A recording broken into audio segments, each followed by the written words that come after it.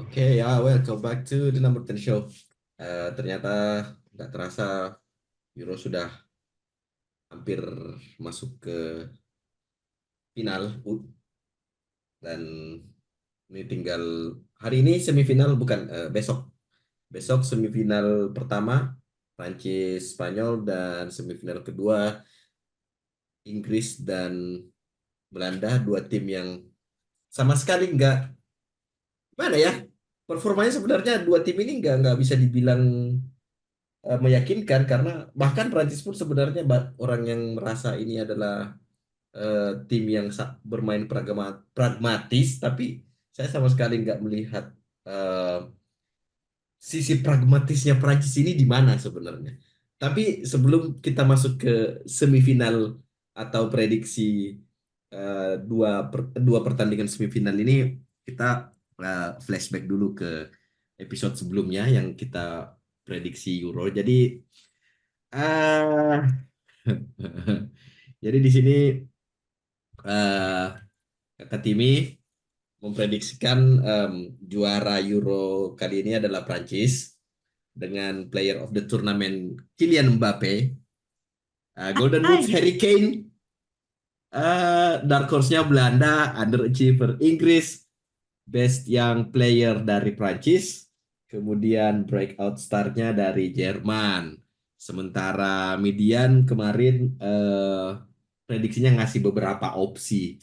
Dan salah satunya Prancis, ada Portugal juga, ada Jerman juga, Spanyol. Tapi player of the tournament-nya seperti sama Kakak Timi, Kylian Mbappe, Golden Boots-nya itu dari Jerman dan kayaknya udah nggak bisa kayaknya ya. Havertz, Florian Wirtz, Jamal Musiala, dark horse-nya Iya, ya. Skotlandia, Turki, underachiever Inggris dan Belgia, best young player Jamal Musiala, breakout star Lamine Yamal, Benjamin Sesko dan Rasmus Højlund. Di sini ada satu kesamaan nih dari prediksi Kakak Tim sama Median. Sama-sama menganggap Inggris ini underachiever. Jadi sebenarnya Inggris masuk semifinal ini apakah masih layak disebut sebagai underachiever atau justru ini adalah overachiever? Kalau sebenarnya kalau lihat animo animo para ini ya, para warga di Inggris termasuk saat kemarin bahkan sampai turnamen Wimbledon aja sampai harus terhenti beberapa saat, Wimbledon tenis ya, Hmm. Yes. terhenti beberapa saat karena apa namanya mengetahui bahwa Inggris lolos ke semifinal gitu. Hmm. Em, dari situ sebenarnya kalau bisa melihat dari animo masyarakat Inggris sebenarnya sampai di partai semifinal ini bagi mereka adalah sebuah achievement gitu. Ya. Meskipun kalau saya pribadi sebagai fans Inggris dari sejak kecil hingga sekarang ya, yang sempat agak dalam tanda kutip agak hopeless terhadap terhadap performa Inggris akhir-akhir ini dan sebenarnya kalau dilihat dari perjalanan mereka sampai ke partai semifinal ini kan juga bukan permainan yang bisa dibanggakan gitu dari segi cara mereka bermain, kemudian kemudian apa namanya cara bagaimana atau kalau misalkan kita bandingkan antara bagaimana Spanyol sampai sejauh ini dengan misalkan Inggris sampai sejauh ini itu sungguh sebuah sajian yang berbeda gitu di mana Inggris menurutku ada sisi ya keberuntungannya juga ada sisi entah apakah memang dibantu dalam tanda kutip ya oleh seluruh elemen kompetisi ini sehingga akhirnya mereka bisa bisa sampai lolos meskipun tetap gol-gol di detik terakhir saltonya dari um, Jude Bellingham saat beberapa waktu lalu itu juga pada saat perempat final kalau nggak salah ya itu Yes. sungguh merupakan apa ya namanya sorry bukan perempat final sebelumnya kali 8 besar Perempat final. 8 besarnya ya Sorry, sorry, 8 besar ya. 8 besarnya kan nah itu ya merupakan apa ya sebuah sebuah fenomena tersendiri dan merupakan salah satu pertandingan yang kuanggap sebagai pertandingan yang menarik meskipun selama prosesnya memang memang ya bikin ngantuk lah gitu ya. Tapi tetap bagiku eh, sampai dengan partai semifinal ini meskipun aku mendukung Inggris ya, aku tetap merasa ini adalah sebuah capaian yang ya beruntunglah, bukan capaian yang patut dianggap sebagai overachievement atau sebuah achievement tertentu, karena memang aku masih belum puas sih dengan banyak yang bilang Southgate Ball ya.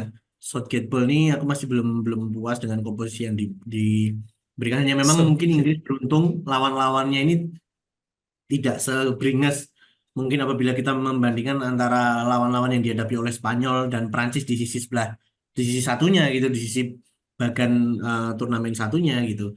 Jadi aku merasa ini bahkan mungkin bisa jadi Belanda yang ku anggap sebagai dark horse di episode sebelumnya itu bisa jadi akan menjadi kenyataan benar-benar, sehingga siapa tahu mereka bisa masuk final Belanda ya, hingga akhirnya sampai juara. Kalau bagiku aku masih belum puas dengan apa yang diraih oleh Inggris ini, kecuali mungkin akan ada sajian yang berbeda saat nanti mereka bertemu Belanda di semifinal, dan mungkin akan mereka sampai masuk final tuh ada sajian berbeda di mana mungkin Southgate Ball ini akan lebih atraktif, akan lebih memunculkan sebuah permainan yang tidak membuat kita para fans Inggris itu terlelap saat menonton pertandingan selama 90 menit. terlelap, terlelap. Itu banyak loh meme-meme, bahkan dari media-media Inggris sendiri ada boring game gitu kan. Banyak meme-meme Terlelap. yang mereka nonton di stadion sampai tertidur ya, ya, ya. Oke, tapi sebelum masuk ke opininya Median, saya mau menanggapi yang tadi. Iya, tapi memang sih apa ya? Kayaknya perjalanan Inggris sampai ke fase semifinal, terus animo masyarakat Inggris, Wimbledon, Glastonbury juga yang si Louis Tomlinson atau siapa gitu yang One Direction sampai pasang TV di luar supaya orang bisa nonton gitu. Tapi animo fansnya itu nggak berbanding lurus dengan prestasinya, bukan prestasi sih, ya, perjalanannya Inggris di turnamen gitu kan, sampai ya itu yang tadi kakak Timi bilang terlelap dan segala macam Iya. Southgate Ball.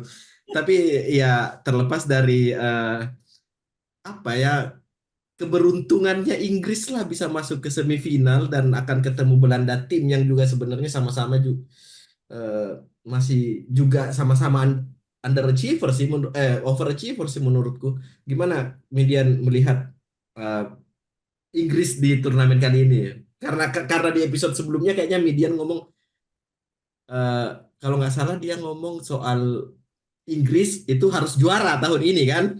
Karena Ya, matematikanya mereka. matematikanya media Inggris, Inggris harus juara karena sudah masuk final tahun di turnamen sebelumnya. Iya.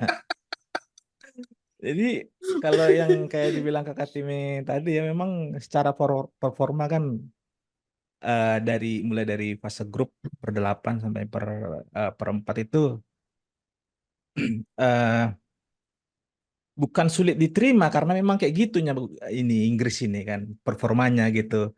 Nggak yang pernah nggak pernah kayaknya kita menonton Inggris ini bisa mendominasi dengan nama-nama besar di startingnya kan. Ya, ya. Cuman satu opini yang aku kayak kurang ini ya, yang dibilang ya gayanya Inggris itu kayak gitu, dia mau pragmatis gitu. Pragmatis, aku nggak tahu ya pragmatisnya yang seperti apa yang dilihatnya. Karena kalau misalnya dibilang yang pragmatis, contoh setelah mereka cetak 1 gol, Terus bertahan. biasanya malah jadi bertahan kan. Hmm. Nah, tapi beda kalau aku lihat pragmatisnya Inggris ini, bukan pragmatis yang kayak gitu. Kalau yang bertahan yang kayak pragmatis yang kita kenal itu kayak zamannya Mourinho di Chelsea yang awal-awal kan. Gimana caranya menang dengan 1-0 berapa pertandingan pun, tapi didukung dengan memang gaya pertahanan Grendel yang memang solid gitu. Kayak Hmm. Diego Simeone gaya-gayanya kan. Kalau yang pragmatisnya Inggris ini individual error itu ada semua tuh kebagian pemainnya, ya kan? Iya, iya, iya, Bukan iya, yang iya. mungkin niatnya bagus gitu buat bertahan biar maksimal gimana, penting menang aja gitu kan. Ya. Tapi kayak eksekusi untuk bertahan itu kayak kayak terlalu dipaksakan gitu, bukan yang keinginan pemainnya gitu, bukan kapasitas pemainnya untuk yang bertahan kayak gitu. Karena ya semua mulai dari lini belakang sampai ke depan itu punya punya nama-nama besar semua gitu kan, walaupun ada yang misalnya masih baru gitu. Cuman memang eh iya satu-satunya sosok yang harus ditunjuk kenapa bisa kayak gitu cuman karena faktor Southgate-nya gitu kan. Tapi Hmm. yang jadi agak apa ya, yang jadi dilema misalnya bagi fans Inggris dan non fans Inggris gitu, kok bisa sampai melaju sampai semifinal kayak gini gitu kan? Walaupun kayak dilihat dari performa, masalahnya itu adalah eh, apa ya? Ada faktor satu pemain yang memang bisa memberikan perubahan gitu, yaitu si Jude Bellingham. Yang kayak kemarin yang lawan Slovakia ya, Iya, Slovakia Slovenia, sama Ya, Slovenia. Slovakia. Oh, Yang perempat Slovakia. final Oh, Slovakia, habis itu oke. lawan Swiss kan. Oh iya. Itu nyaris kayak kalau kita lihat ya, Jude Bellingham itu kayak berusaha untuk tampil single fighter tuh. Hmm. Bedanya dia dengan Bruno Fernandes pun kayak gitunya di MU. Ya, Cuman Bruno Fernandes terlalu banyak ngomel kan. iya. Kelihatan dia hmm. kalau misalnya dia pengen single fighter gitu. Kalau Jude Bellingham kayak bodo amat gue giring nih bola itu kan, dilewatin berapa pemain kan. Habis itu passing ke samping, habis itu nunggu crossing gitu. Dan itulah salah satu proses golnya eh, yang scrimmage yang salto itu gitu Salto. kan. Hmm. Jadi memang beruntungnya memang Jude Bellingham itu kayak membawa satu sebagian DNA dari Madrid gitu. Jadi tampil nggak terlalu dominan, tapi di satu momen bisa dimanfaatkan gitu. Cuman agak kurang setuju juga misalnya kalau dibilang ada DNA Madrid di Inggris gitu. Madrid itu Madrid itu tampil dominan satu pertandingan bapuk 2 menit bagus gitu. Kalau Inggris bapuk terus kan. Bukan bukan kayak gitu juga gitu kan. Bapuk terus. Jadi jadi kalau Inggris ini memang satu hal yang aku lihat kenapa bisa mereka sampai sejauh ini. Pertama kalau karena di fase grup itu secara level eh, di kelas 2 dan kelas 3 lah lawannya negaranya kan. Kemudian lolos grup lawannya pun hanya Slovakia dan sebenarnya Swiss nggak bisa dilihat juga remeh kalau dilihat dari Iya, performanya ya. iya. Karena memang Ya, ada bagus satu mereka. dua pemain yang bisa Bagus, ngasih bagus. perubahan gitu kan Hmm. perbandingan dari pemain-pemain yang lain gitu. Cuman kalau dibandingkan dengan 4 tim di semifinal ini, praktis kayak hanya Spanyol yang kulihat yang Spanyol. bisa kayak menunjukkan apa ya kestabilan timnya di fase grup kayak cuman Spanyol yang sapu bersih 9 Hmm. poin dan semuanya clean sheet kan dan Yes. lawan yang dihadapin itu bukan yang anu juga yang kaleng-kaleng juga kan ada Hmm. ada Italia Kroasia gitu. Hmm. Nah sedangkan Inggris ya di atas kertas Inggris yang memang harus dominan dan agak aneh juga kalau kita lihat klasemennya grup C-nya Inggris ini 1 kali menang 2 kali imbang masih tetap apa pemimpin grup gitu dari situ aja udah kayak aneh gitu ngelihatnya kan dari situ aja udah aneh nah, Iya. kok bisa gitu 2 pertandingan tuh kayak kayak kesusahan gitu kan tapi masih bisa juara grup gitu dan kalau memang memang eh, turnamen tahun ini adalah ininya saatnya Inggris ya memang dibilang kan kalau nggak salah Shearer atau siapa gitu bilang karena generasinya Inggris ini walaupun dari segi nama pemainnya besar punya pemain bintang tapi mereka harus 1 kali dulu cetak sejarah dari generasi ini Hmm. supaya untuk turnamen selanjutnya itu mereka sudah punya mentalitas dan ada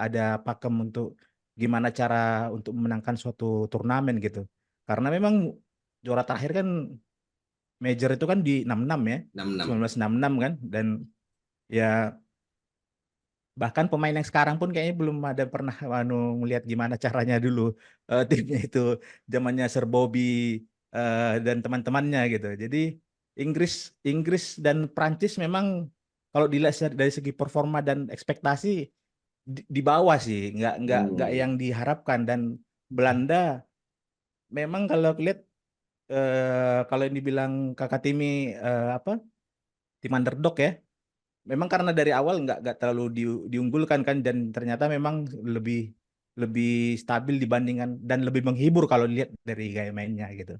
Betul, betul. Oke, oke, Bahkan oke. Prancis Inggris aja cuma bisa mencetak 4 gol loh sampai untuk mereka sampai ke semifinal. Di 90 menit ya, di 90 menit pertandingan. Prancis lebih gila lagi cuma 2 gol di 90 menit. Lo lebih 2 gilanya atau 3 Prancis gol itu kalau nggak salah. lebih 3 gol gilanya kalau nggak Prancis salah. itu nggak ada gol open play dari mereka, bisa sampai Ya, semifinal, saking saking bapuknya ini tim. Makanya sampai ada yang ngomong ini Prancis pragmatis. Nggak ada aku lihat dia Prancis ini pragmatis di bawah Deschamps, nggak tahu yang aspek pragmatisnya itu dari sisi mana, karena nggak ada kok yang bisa bahkan sekelas Mbappe, Dembele, Kolo Muani, Marcus Thuram yang jelas-jelas prolific striker, winger itu nggak bisa nyetak gol sekelas hmm. Antoine Griezmann yang pemain player of the tournament di 2016 pun udah nggak ada apa-apanya gitu. Kalau dari Belanda justru Cody Gakpo ini eh, kelihatan ini apa ya, kayak salah satu pemain yang performanya konsisten sepanjang sejak babak knockout, fase knockout. Dan Xavi Simon mungkin juga salah satunya gitu. Tapi balik ke Inggris sebelum kita ke tiga kontestan lainnya dan serba-serbi Euro lainnya. Eh, Tadi Median ngomong soal Jude Bellingham, Kak Temi nyebut soal Jude Bellingham yang gol saltonya, tapi saya nggak gimana ya, saya nonton nonton Inggris itu gol salto Bellingham tuh nggak ada bagus-bagusnya sama sekali, itu biasa aja gitu loh, bukan bukan bukan sebuah hal yang wah gitu gitu kan. Terus Bellingham di Euro ini juga nggak, aku merasa dia nggak kelihatan dominan dalam artian sebagai individu yang baru saja menjuarai Champions League dengan Real Madrid gitu. Nggak ada, kalau media tadi melihat itu ada sebagian DNA-nya Madrid, mentalitasnya Madrid yang dibawa ke itu, sama sekali nggak ada kulihat pengaruhnya Bellingham sebagai pemain Madrid di timnas Inggris. Justru yang kulihat itu Kobbie Mainoo sih. Kalau secara pribadi sebagai penonton netral, peran Kobbie Mainoo itu memang nggak bisa, harusnya harusnya Southgate itu dari pertandingan pertama sudah masak Kobbie Mainoo, bukan Conor Gallagher yang lebih mengedepankan gerasak gerusuk gitu kan. Terus satu lagi permasalahannya Inggris yang menurutku nggak tahu ya kenapa ini Southgate kok kayaknya masih kekeh gitu. Phil Foden selalu dipaksakan bermain sebagai winger di saat performanya ya juga sebenarnya jauh di bawah ekspektasi bahwa ini adalah pemain terbaik liga musim lalu gitu kan. Sementara pada saat Phil Foden main sebagai winger, itu Harry Kane pasti turun gitu. Terus strikernya siapa? Bellingham seperti yang Median bilang tadi, lebih ini bodoh amat, gue bawa sendiri aja lah kayak gitu kan. Terus yang jadi striker siapa? Ada Ivan Toney di bangku cadangan, enggak diturunkan. Jadi sebenarnya ini adalah Gareth Southgate ini adalah representasi atau wujud nyata. Ya inilah sebenarnya manajer mediocre yang cuma pensiun di Middlesbrough dan cuma bisa menangani Middlesbrough gitu. Terus kemudian lewat jalur dalam masuk sebagai manajer timnas senior dari tim junior gitu loh. Jadi kalau Inggris juara Euro tahun ini, ya ini adalah pertandingan Euro yang paling membosankan sih menurutku. Ya, betul. Bahkan sebenarnya kalau kita bicara Southgate itu dari orang dalam, itu juga beberapa beberapa em, pengamat sepak bola terutama yang di Inggris sana tuh juga sempat menyinggung bahwa kenapa sih Southgate main gini tuh masih dipertahankan gitu. Ada Betul. satu hal yang cukup menarik adalah bahwa presiden FA-nya sekarang itu kan Prince William tuh ya. Oh Sedangkan ya, Prince William itu kan sangat diehard Inggris fansnya banget. Aston Villa. Oke, Sebenarnya kalau oke. nggak salah Gareth Southgate itu cukup cukup lama kayaknya bermain di Aston Villa saat itu ya. Dan ada kecenderungan ya ini anak emasnya Prince William nih Gareth Southgate ini gitu. Dan bisa jadi ya itu tadi kayak apakah sudah sempat tak singgung di episode sebelumnya ya terkait dengan memang Southgate dipertahankan agar bisa mendapatkan paling tidak gelar Sir Gareth Southgate apabila dia berhasil membawa tim ini menjuarai Euro, nah seperti itu. Jadi emang ada indikasi-indikasi itu juga yang ditangkap oleh beberapa fans Inggris juga gitu bahwa permainan seperti ini dengan komposisi pemain yang sebenarnya cukup cukup di beberapa lini seperti yang Mirwan sebutkan tadi itu bisa lebih dimainkan atau mendapat minutes play lebih, tapi toh tidak diberi kepercayaan untuk itu gitu. Bahkan permainan Inggris benar-benar sangat membosankan di Euro 2024 kali ini, sehingga kalaupun mereka pun akhirnya menjuarai, ya aku pikir memang benar karena faktor keberuntungan saja sih sebenarnya, bukan karena memang mereka sangat mengupayakan untuk kemenangan dan akhirnya bisa mencetak gol.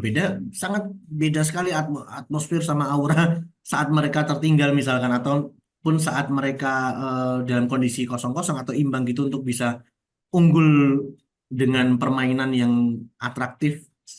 Sangat berbeda dengan apabila kita membandingkan dengan bagaimana Belanda bermain, kemudian bagaimana Spanyol bermain.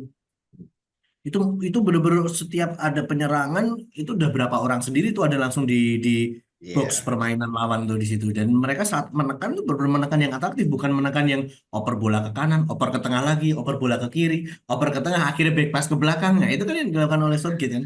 Itu kan yang Southgate dilakukan goal oleh itu ya, makanya itu Southgate. yang membuat akhirnya apa ya? Emosi sendiri dong. Iya gitu. Ini gerbang selatan ini emang susah nih gerbang selatan. Gerbang Selatan. Jadi tadi yang terkait ini juga ya, yang Perancis dan Inggris yang jumlah golnya juga seret gitu kan. Emang ini gambaran secara keseluruhan turnamen Euro tahun ini sih kan. Memang praktis hanya satu tim aja yang bisa mencetak lebih dari 3 gol, yaitu Jerman di pertandingan pertama pada saat lawan Skotlandia. Selebihnya yang paling maksimum itu hanya cetak 3 gol. Dan pada saat juga dibilang, ada yang orang bilang nggak terlalu seru kayaknya Euro tahun ini karena memang golnya sedikit gitu. Yang mulai dari fase grup gitu. Karena kenapa misalnya ekspektasi orang harusnya lumayan banyak gol, karena di setiap tim itu masih ada nama-nama yang sebenarnya, yang kayak di Prancis lah kurang apa lagi tuh tim gitu kan. Portugal harusnya kalau ngeliat dari statistik pas di kualifikasi kan nggak pernah terkalahkan dan hanya kebobolan 2 gol gitu kan. Jerman juga yang memulai turnamen dengan sangat meyakinkan malah kayaknya nggak semeyakinkan itu ternyata. Dan memang jumlah gol di turnamen kali ini kayak apa ya, kayak underperform lah semuanya dilihat, kecuali di Spanyol yang memang di awal turnamen nggak terlalu di highlight karena diisi pemain-pemain yang kurang mentereng lah dibanding dengan tim yang lain dan dibanding timnas Spanyol sebelumnya gitu kan. Betul. Dan ini memang faktor, kalau aku lihat juga yang Mirwan tadi sempat bilang yang terkait Southgate, ini bukan hanya di timnas Inggris saja aku lihat, karena memang daya tarik untuk melatih negara itu kayak kurang gitu. Karena kita lihat nama-nama top untuk melatih negara itu kan siapa lah. Dulu kita masih bisa lihat Roberto Mancini misalnya di level timnas gitu kan. Ya Southgate ini mungkin karena udah nggak ada yang mau ngelatih Inggris, terlepas dari misalnya yang tadi yang Prince Harry itu kan, Prince William gitu. Dan memang kayaknya pelatih top itu lebih karena mungkin masih di puncak karirnya gitu, untuk idealisme nasionalismenya itu kurang gitu.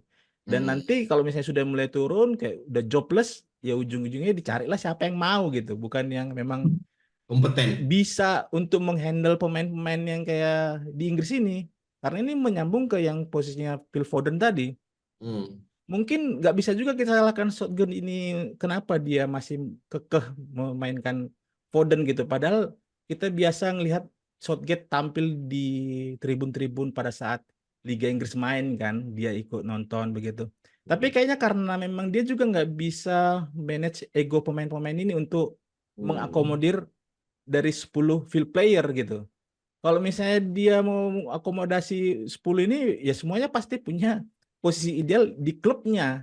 Tapi kalau di timnas dia harus akomodasi yang 10 ini gimana supaya pertama yang bisa turun, yang turun ini memang bisa bisa apa ya, bermain dengan gayanya sendiri. Nah, si Foden ini di City mungkin karena semua pemain itu dia agak fluid karena memang Hmm. apa ya, permainannya eh, dari kaki ke kaki kan, bukan dari tangan ke tangan gitu kan. Dari kaki ke kaki brengsek. Bahkan kiper mainnya main kaki tuh Eh, kemarin, back pass akhirnya dia ikut oper gitu kan. jadi eh, nggak bisa disalahkan juga si Southgate ini karena memang dia pengen mengakomodasi semua pemain ini gitu. Tapi ya kurangnya dia di situ juga. Untuk nama besar Inggris ya nggak bisa juga, harus kita maklumin kekurangannya dia kan. Nggak Iya, mungkin Iya, masa mau iya, iya, dimaklumin iya. kan. Iya, iya, Nah, iya. jadi kalau aku lihat sih memang masalah di secara keseluruhan turnamen ini memang karena kurang minim golnya. Kemudian ini faktor pelatih juga karena memang praktis hanya Didier Deschamps aja lah kayaknya Deschamps. yang punya nama, yang pernah historikal juara Piala Dunia juga gitu kan. Hmm. De La Fuente Spanyol kayaknya baru kali inilah banyak kan orang juga mendengar, wah ada pelatih ini gitu kan. Iya. Jadi ya memang turnamen Euro ini kalau misalnya memang Inggris juara, ya inilah saatnya yang lagi agak-agak aneh nih, anomali nih kan. Ya nanti kalau tinggal ngeliat aja kira-kira masih ada peruntungannya Inggris nggak pada saat lawan Belanda. company kan. Ya, Nah, lawan si company. Belanda. Nah, Sama-sama jadi sama-sama penjajah besok tuh bermain. gitu sih. Eh, eh, eh, eh, Gimana prediksi kalian lawan Inggris lawan Belanda besok? Eh, apakah seperti yang kita bahas tadi, Gareth Southgate akan bermain pragmatis atau menekan sejak awal, atau karena bukan atau sorry, karena kalau misalnya kita berharap Belanda bermain pragmatis itu kayaknya nggak ada itu dalam kamusnya Ronald Koeman. Kalau kita melihat apa namanya track record mereka sepanjang turnamen gitu kan, yang ngotot, eh, high press, semua pemain pokoknya menekan, kalau bisa satu dua pemain tuh langsung ngepres, yang bawa bola gitu kan, menahan jalur bola gitu. Jadi sebenarnya, jadi nanti kalian melihat ini siapa yang akan lolos ke final? Apakah eh, Inggris atau Ronald Koeman? Ini tergantung besok ya bagaimana adaptasi permainan terjadi nih antara Southgate sama Koeman nih. Karena kalau melihat gaya permainan kedua tim sepanjang Euro 2024 ini, mereka memiliki eh, dua gaya permainan yang sangat bertolak belakang, di mana apa namanya, Belanda itu lebih lebih atraktif. Dan aku yakin besok saat saat Belanda itu berada di posisi yang mereka tidak memegang bola, dia akan berusaha untuk memecah atau menghancurkan pola possession ball-nya ala Southgate, yang di beberapa pertandingan memang Southgate lebih ke bagaimana caranya mereka membuat Inggris itu lebih dominan atau mendominasi permainan dari kaki ke kaki gitu ya. Aku Dari yakin kaki besok ke Belanda kaki. akan mencoba untuk sekuat tenaga untuk bisa mematahkan dominasi itu. Nah, apabila Inggris, karena kebetulan kayak misalkan golnya Swiss kemarin gawang Inggris itu kan gara-gara juga serangan counter attack tuh. Nah, Belanda akan lebih ngeri lagi tuh apabila besok berhasil mencuri paling tidak beberapa kali counter attack untuk bisa apa paling tidak membuat membuat pertahanan Inggris kocar-kacir, karena begitu Inggris kehilangan bola di tengah itu orang untuk mundur ke belakang, itu para pemain yang sudah lanjut ke depan untuk mundur ke belakang itu waktunya delaynya sangat panjang gitu, sehingga Jalan tol apalagi ya, pemain jalan Belanda tol ya. cukup cepat-cepat tuh. Ya, mungkin ya. Ya kayak gitu. Makanya kayak gol-golnya yang kemarin akhirnya golnya Swiss itu juga dari situ awalnya gitu. Hmm. Nah, sedangkan Belanda ini memiliki banyak pemain yang bisa berpotensi untuk melakukan counter attack cepat gitu. Apalagi kayak Cody Gakpo sudah terbiasa dengan gaya permainan orang-orang Ah Inggris ya. tuh. Defender-defender Inggris dia udah terbiasa untuk bagaimana sih mengalahkan mereka, cara celah untuk mencari peluang bisa mencetak gol gitu. Aku yakin kalau besok Gareth Southgate gagal untuk bisa membuat plan B, dalam artian saat mereka keserobot bolanya kemudian bisa nggak mereka transisi dari dominan possession ke all Bertahan. defender itu mereka berhasil atau tidak. Kalau misalkan gagal, ya sudah, mungkin Belanda akan bisa lebih mendominasi dan bahkan mungkin mencetak lebih dari satu gol kalau misalkan Gareth Southgate gagal menerapkan transisi dari menyerang ke bertahan itu. Karena kelemahan kelemahan dari possession ball-nya Gareth Southgate adalah di situ.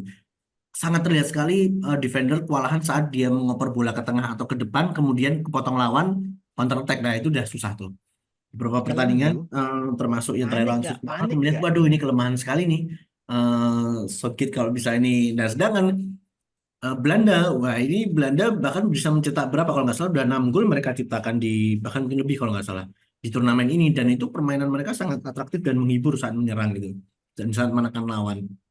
Terlebih saat kemarin melawan Turki pun mereka udah tertinggal aja mereka masih bisa mendominasi untuk bisa konsisten menyerang dan akhirnya mereka bisa berbalik unggul gitu. Kalau Southgate besok tidak bisa, itu tadi poin garis bawah yang tak soroti untuk terkait dengan prediksi besok seperti apa pertandingan antara Belanda dan Inggris. Kalau Gareth Southgate tidak bisa dan sepertinya mungkin juga tidak bisa secara instan dia bisa menerapkan apa ya atau memperbaiki transisi antara menyerang dan bertahan. Aku yakin Belanda yang mungkin akan bisa jadi pemenang yang besok lolos ke final. Kuncinya di situ. Tapi kalau ternyata Gareth Southgate berhasil membuat em, masa transisi dari nyerang bertahan bertahan menyerang lebih baik lagi daripada yang sudah mereka sajikan dari awal grup sampai dengan perempat final kemarin, ya aku pikir paling tidak menahan sampai 90 menit selesai 120 menit sehingga akhirnya adu penalti. Aku yakin kalau misalkan sampai adu penalti pun Inggris masih bisa berpeluang. Sebagai fans The Three Lions, eh, kamu optimis gak sih Inggris masuk final besok tuh lawan Belanda? Agak pesimis sih sebenarnya. Ternyata agak pesimis. Agak pesimis kalau melihat bagaimana kiprah kedua tim sejauh ini ya. Oke, oke, Agak pesimis, jujur agak oke. pesimis. Giliran Justru Anda. justru kalau aku lihat ya, kalau Eh, performanya Inggris dan Belanda sama kayak yang dari penyisian sampai perempat final, justru hmm, aku lihat peluangnya di Inggris. Karena kok bisa? gini, ini karena faktor Belandanya. Jadi Belanda itu Hmm, mulai dari penyisian grup sampai perempat final. Aku lihat pada saat Belanda melawan tim yang nggak terlalu menyerang, yang menunggu, hmm, kesulitan tuh Belanda. oke. Tapi pada Hmm. saat Belanda melawan tim yang punya Agresif. agresif, yang kayak kayak nonton, kayaknya aku kalau dibilang Turki, Georgia kemarin pertandingan terbaik, yang kedua itu adalah Belanda Belanda Rumania. dan Rumania. Iya, Gitu kan. iya, iya, iya, Belanda iya, Ya, iya. Rumania itu terlepas dari skornya, itu Hmm, kalau kita nonton terhibur tuh kan, karena betul. jual beli serangannya ada kan, dan Jual beli serangan. Ini sebenarnya kita ini ngepak ngebahas Euro dengan term-term istilah-istilah komentator zaman dulu gitu loh. jual beli serangan, Bung. Jual beli serangan kaki ke kaki. Oke, lanjut. jadi kalau misalnya Inggris main yang membosankan ini masih dilanjutkan, Hmm. kemungkinan Belanda itu akan kesulitan tuh. Dia akan untuk, karena salah satu kekurangan Belanda itu kan di klinis dari strikernya. Nggak ada yang punya striker Belanda yang mulai dari pemain NBA sama Weghorst, eh apa ya? Peluang yang kayaknya sudah 90% atau XG-nya sudah mendekati satu pun kayaknya kayak agak susah gitu kan. Hmm. Dan kalau misalnya Inggris justru berubah gaya mainnya, misalnya ini tiba-tiba Southgate nih eh, menemukan ramuan-ramuan ajaibnya untuk memaksimalkan pemain menyerang, ini makanannya Belanda nih. Kalau misalnya bermain Hmm. cepat kan, Belanda kalau kita lihat umpan umpan-umpan pendek di area sempit itu selalu bagus tuh. Lolos. Yes, Walaupun betul. misalnya kayak nama Reinders, Sate Nah, benar-benar. Simon gitu kan. Hmm. Hmm. Memang masalahnya di penyelesaian akhir. Iya. Kalau di processingnya, kalau kita lihat ya, itu ya mungkin inilah sedikit dari yang dibilang total football bukan hanya sekedar menyerang, tapi bermain gimana transisi cepat gitu. Kalau sudah di Ya. sepertiga pertahanan Akhir. lawan gitu kan. Hmm. Dan kalau misalnya Belanda ada skema yang lain lagi, mungkin itu yang perlu diantisipasi nanti. Kira-kira Inggris akan bermain bertahan atau kayak dibilang Kakak Timi, mau coba kontrol permainan, Tapi kalau misalnya kontrol permainan itu kan jangan ada kesalahan kan.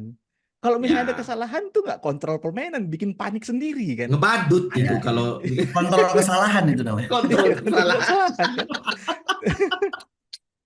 Jadi pas aku ngeliat juga gimana Kyle Walker Ya, yang kayaknya jadi apa ya, fullback mediocre, betul, betul, ternyata betul. ya kan, Valid, jadi valid, kayak valid, valid. Betul, betul. ternyata memang eh, seorang pemain itu akan terpengaruh juga memang gimana dia dilatih oleh siapa gitu kan.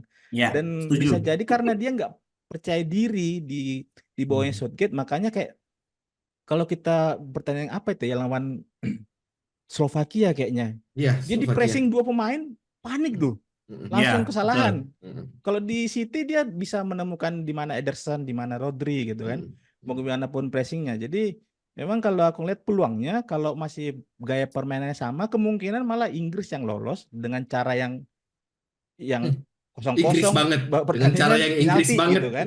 Iya. Dan kalau misalnya ternyata Belanda bisa memancing Inggris supaya dia berani keluar, nah disitulah Hmm. kemungkinan Belanda jadi yang akan lolos. Hmm. Oke, wait, lanjut Menarik, ya. menarik. Oke. Menarik Ah, juga sih. Cuman ketakutanku adalah melihat dari Euro sebelumnya saat Inggris kalah dengan Italia di partai final mhm. itu kan ada salah satu menurutku dan banyak saat itu eh, beberapa fans yang lain ya yang aku baca-baca di Twitter saat pertandingan berlangsung dan setelahnya bahwa semua menyayangkan keputusan Southgate saat memasukkan Bukayo Saka dan juga Sancho. Marcus Rashford masuk justru malah di menit-menit akhir menjelang 120 menit memang gunanya untuk penalti kalau nggak salah Penalti. waktu itu. Yes, betul, betul, Nah, betul. em, raguanku sangat mungkin besok bisa jadi terulang saat Ronald Koeman yang menurutku lebih berpengalaman ya secara secara secara person sebagai pelatih dibandingkan dengan Gareth Southgate adalah adaptasi saat pertandingan berlangsung gitu. Adaptasi bagaimana mengcounter mungkin serangan-serangan dadakan atau strategi-strategi dadakan yang dilancarkan oleh Ronald Koeman saat Ronald Koeman beradaptasi dengan strategi yang diterapkan oleh Southgate gitu. Di mana aku melihatnya sih Gareth Southgate belum memiliki kemampuan untuk bisa sejenius itu dalam melihat melihat cara permainan lawan, kemudian bagaimana melihat komposisi pemainnya yang pas untuk bisa memberikan daya dobrak gitu. Meskipun kemarin saat mereka ketinggalan dari Swiss, dia langsung melakukan pergantian tiga pemain itu cukup bisa cukup bisa merubah permainan sehingga akhirnya muncul gol dari Saka kemarin ya. Nah, cuman kan aku jarang sekali melihat Southgate bisa di posisi itu di mana dia bisa memberikan respon yang cepat dan tepat Hmm. untuk menghadapi kondisi lawan yang lebih mendominasi. Nah, dengan kondisi besok sih ketakutanku hanya ada di situ. Bisa jadi Southgate gagal nih untuk bisa apa ya bertanding adu strategi langsung Hmm. selama 90 bahkan mungkin 120 menit dengan Ronald Koeman. Ketakutanku sih di situ. Kita lihat aja besok seperti apa. Oke, oke. Tapi ini sebenarnya Inggris Belanda ini pertandingan antara dua anu sih. Manajer yang bisa dibilang mediocre. Koeman itu dipecat Everton kan? Ya, ya betul. Iya, Tapi kan ke dipecat Barcelona tanpa meskipun pernah akhirnya menang. Iya, iya. Hmm. Eh, oke, Inggris Belanda berarti masih semua semua kemungkinan bisa terjadi, tapi dari fans Inggris sendiri berharap masih sedikit pesimis dalam artian kakak tim masih pesimis Inggris bisa lolos, tapi di median merasa kalau Southgate mempertahankan ke-Southgateannya di Eh. pertandingan besok itu Inggris yang akan lolos ke final ya. Oke. Jadi kita lihat aja hasilnya besok seperti apa. Karena yang malam ini yang akan bertanding adalah semifinal pertama Prancis lawan Spanyol. Dan ini sebenarnya dua tim yang satu cuma menang nama aja, yang satu Hmm. yang seperti yang tadi kita sebut di awal nggak pernah diharapkan Spanyol bermain seperti ini. Itu yang pertama. Karena jujur nonton Spanyol dari pertandingan pertama lawan lawan Kroasia dan sama sekali nggak menunjukkan, secara pribadi aku merasa ini bukan Spanyol yang kukenal. Bukan Spanyol yang memiliki DNA Spanyol, DNA Barcelona. Justru dengan di tangannya si Luis de la Fuente ini, Spanyol, ternyata Luis de la Fuente sebagai pengingat dia adalah Basque dan Nico Williams adalah Basque dan beberapa pemain di Barcelona di Spanyol adalah Basque. Jadi Hmm. ini bukan lagi DNA Barcelona, Spanyol DNA Barcelona bukan, dan nggak ada lagi tuh yang gaya bermain yang betul-betul memanfaatkan umpan-umpan pendek dari tengah Xavi, Iniesta dan era-era pada saat itu. Tapi justru ini adalah eh, Spanyol yang direct, Spanyol yang sangat berbahaya saat transisi dari bertahan ke menyerang, dan dua sayapnya ini benar-benar sayap yang betul-betul hidup dan bukan sayap yang seperti kalau kalau istilahku sayap karbitan. Kenapa aku bilang sayap karbitan? Karena winger tuh kamu masuk wing ke shoot, take on lawan, udah. Bukan winger masuk keluar lagi kasih sideway pass.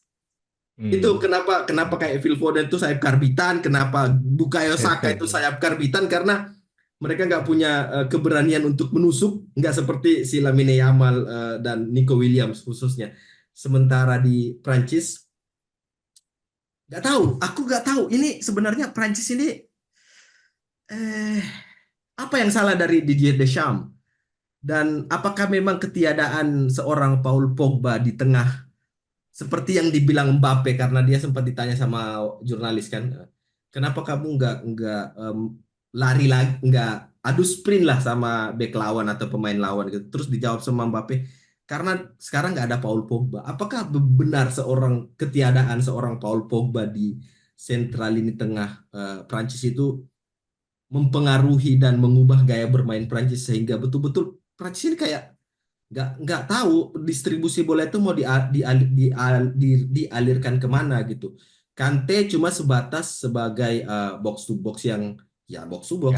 Adrien Rabiot cuma pengontrol yang cuma sebatas mengontrol aja, nggak ada visi, nggak ada bola ini scan-nya juga mau seperti apa, dia nggak tahu, dia belum bukan pemain yang bisa mengambil keputusan dan memberikan umpan ke pemain penyerang untuk kemudian diselesaikan sama striker, dan kemudian Mbappe yang ya di sisi Mbappe, um, Ousmane Dembele, Randal Kolo Muani dan Marcus Thuram juga masih belum ada progres yang sangat signifikan dari Piala Dunia 2022 kemarin. Gimana kalian melihat atau gimana prediksi kalian di pertandingan semifinal pertama nanti ini? Siapa menurut kalian yang akan lolos dan seperti apa jalannya pertandingan semifinal pertama ini? Aku setuju sih. Sebenarnya Deschamps tuh kehilangan satu sosok kunci yang membuat skema dia bisa berjalan sangat smooth dan lancar dan bahkan sangat sangat brilian ya saat kita lihat kemarin permainan Prancis di Piala Dunia itu ya. Ya di Paul Pogba betul. Di mana menurutku ini ada sangat-sangat kehilangan yang sangat-sangat besar bagi timnas Prancis karena toh tidak ada regenerasi yang mumpuni di lini tengah yang bisa paling tidak menyamai perannya um, Paul Pogba, di mana Paul Pogba kan sangat mungkin selain dia bisa membaca permainan dan memiliki umpan-umpan kunci gitu, dia juga bisa mengontrol um, kondisi saat merubah merubah permainan dari sebelumnya jadi atraktif menyerang, kemudian dia kontrol temponya gitu ya, dia bisa mengontrol tempo sehingga mengakibatkan skema dari Didier Deschamps di Piala Dunia kemarin bisa berjalan dengan sangat mulus dan itu tidak tampak di Euro saat ini di mana sangat benar-benar kesulitan sekali mereka untuk membongkar pertahanan lawan, apalagi kalau misalkan lawan-lawan yang cenderung lebih bertahan dan mengandalkan serangan balik atau ya lebih ke bertahan lah, itu sangat sulit. Prancis bisa bisa apa namanya bisa memberikan paling tidak ruang untuk mereka bisa mencetak gol atau paling tidak shot on goal ke gawang lawan gitu, dan menurutku memang kunciannya ada di Paul Pogba ini. Skemanya di Deschamps bisa berjalan dengan baik karena adanya peran Pogba dan itu merupakan kehilangan yang sangat besar, sekali lagi ku sampaikan, karena sangat bukan Prancis sih sebenarnya kalau kita lihat di Euro 2024 ini apabila kita bandingkan dengan bagaimana mereka bermain kemarin di Piala Dunia gitu. Kemudian kalau Spanyol ada satu hal sih sebenarnya yang menurutku cukup menarik dan mungkin ini nggak tahu yang bisa menyamai mereka mungkin Jerman kali ya, di mana mayoritas bahkan mungkin ya 95% lah para pemain mereka yang main di apa namanya di Euro kali ini itu adalah pemain-pemain yang memang merumput di Spanyol. liga domestik mereka sendiri gitu. Hmm. Mungkin kita lihat kayak Barcelona dan Real Madrid terlalu dominan gitu ya di La Liga, tapi padahal sebenarnya secara kita tidak sadari bahwa kurang lebih berarti berapa ya 18 klub lainnya ya yang ada di La Liga itu memiliki banyak sekali em, apa ya kader-kader pemain yang justru lebih Talent pool ya.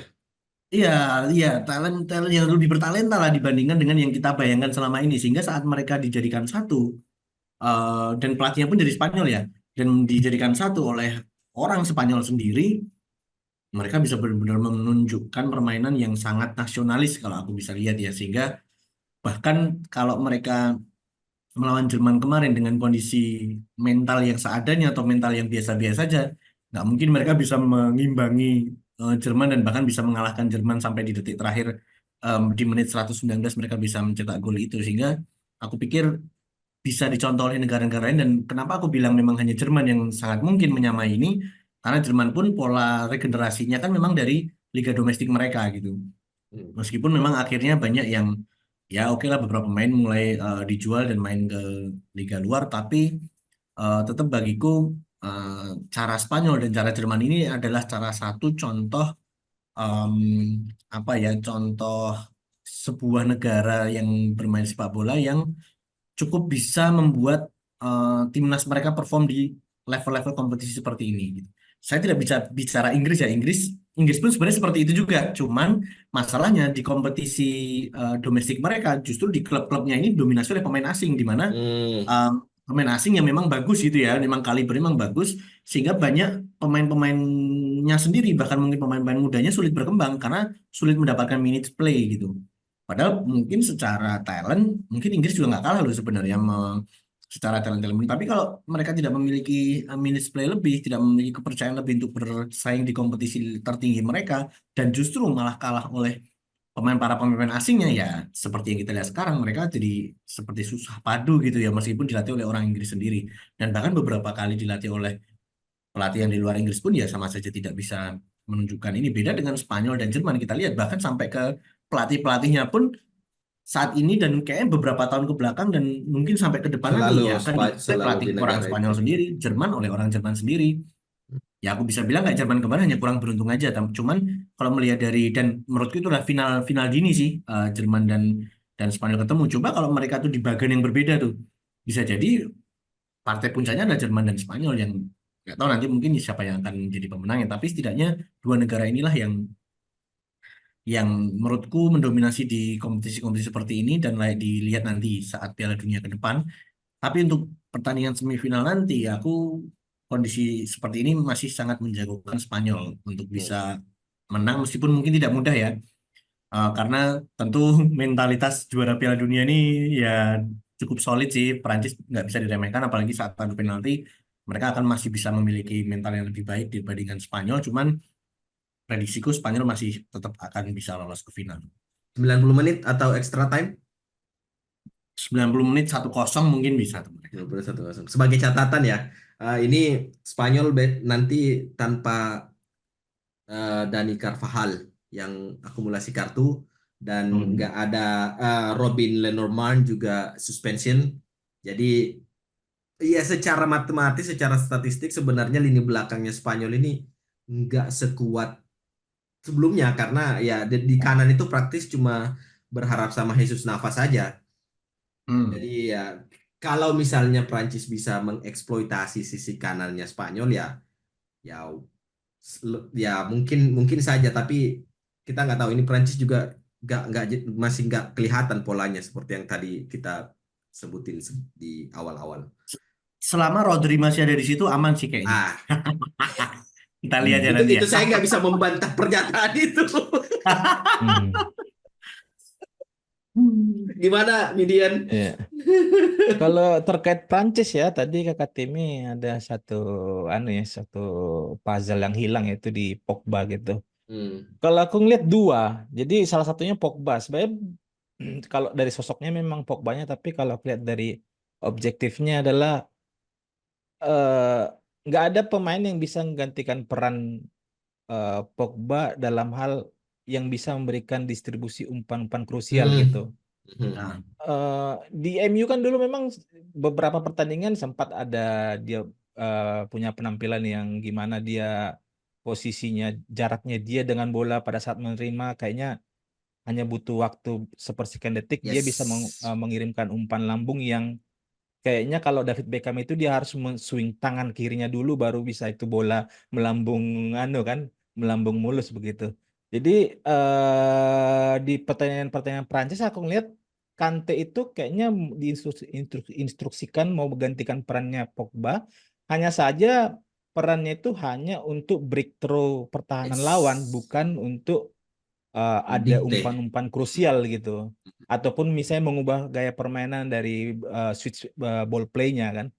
Yang kedua itu adalah, dan ini jadi salah satu yang bikin Mbappe juga kayaknya nggak tampil perform dibandingkan pada saat Prancis lolos dan kalah di final lawan Argentina. Nah, Mbappe itu butuh partner striker nomor 9 kalau aku lihat. jadi bukan Marcus dianya Thuram yang itu nomor 9. bukan. Karena Hmm. kalau aku lihat Mbappe itu butuh satu sosok striker yang memang dia agak statis di sekitar kotak penalti untuk mendistraksi bek lawan. Sehingga Mbappe punya waktu atau punya momen untuk penetrasi. Yang sekarang Hmm. ini teman-temannya Mbappe ini kan hampir-hampir mirip tipikal dia punya Iya, kecepatan iya, tuh. iya, sama semua modelnya.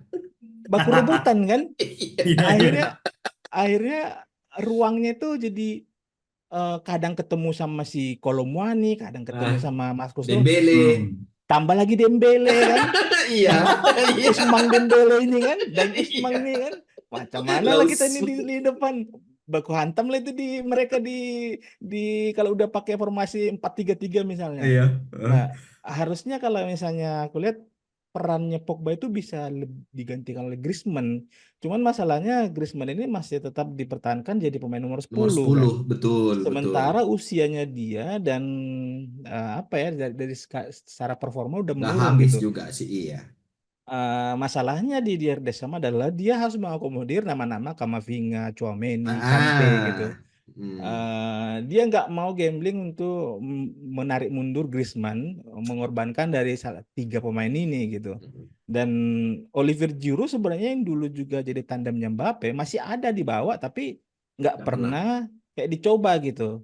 Walaupun memang pada akhirnya nanti dilemanya kalau misalnya Deschamps itu mempertahankan skema Mbappe Giroud di depan, akhirnya dia bilang masanya sudah lewat gitu kan. Ngapain lagi pakai pemain Giroud padahal ada Marcus Thuram yang tampil perform di Inter kan, di Inter. Inter Milan Hmm. gitu.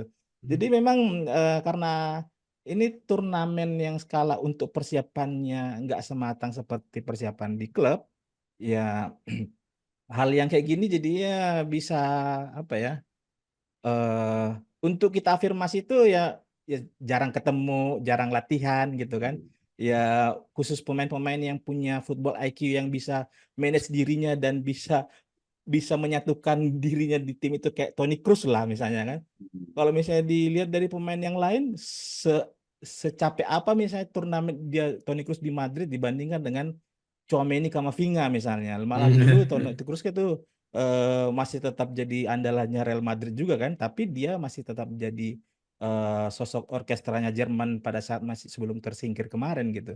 Jadi si Dider Deschamps memang dilemanya itu di pemilihan pemainnya gitu. Kalau Spanyol aku ngelihat eh, De La Fuente ini dia memang maksimalkan punya satu skema pakem yaitu memaksimalkan dua Sayap. wingernya, Hmm. yaitu inilah kayak malah kayak lebih mendekati gimana kita dulu nonton Liga Inggris Yes. yang memang memaksimalkan winger gitu. Iya. Yang memang punya kecepatan, yang memang mau penetrasi gitu kan, yang memang mau mencoba syuting-syuting dari take on satu pemain gitu kan. Dan ini juga jadi bumerangnya buat Spanyol kalau misalnya ini bisa dimatikan oleh Prancis, opsinya siapa lagi? Karena Morata juga deadwood juga kan. Betul. Jadi Iya. cuman cuman jadi ini juga yang Spanyol ini gambarannya di Prancis sebenarnya.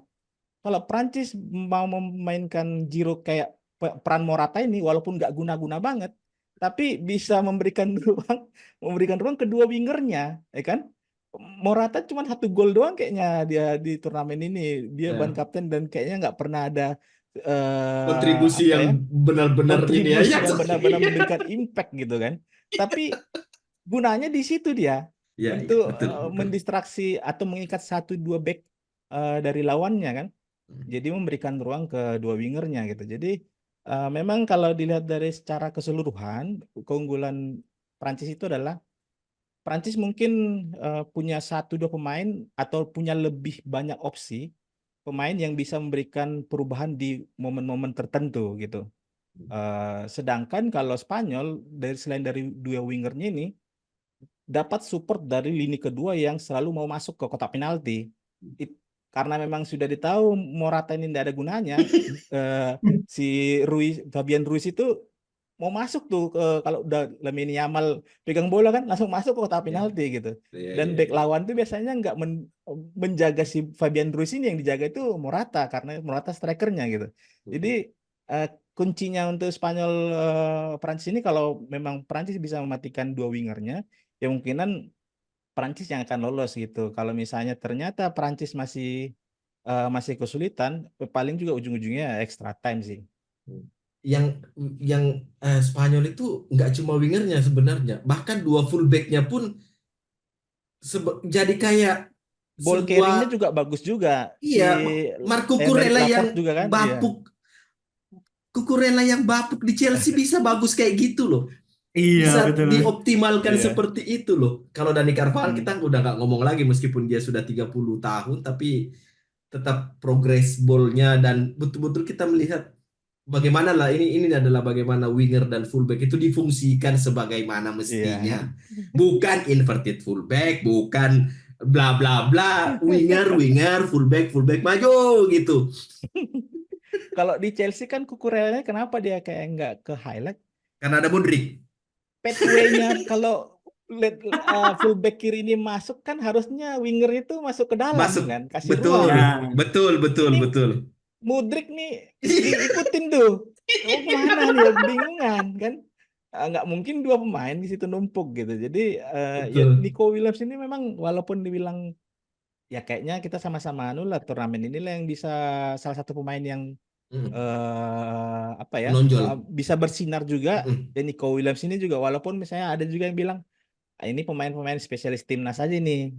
Nanti kalau sudah anu mm, redup lagi gitu." Tapi mm. ya kita kan hanya membicarakan untuk momen ini kan. Momen ini Nanti ya. bisa kita lihat lagi gitu.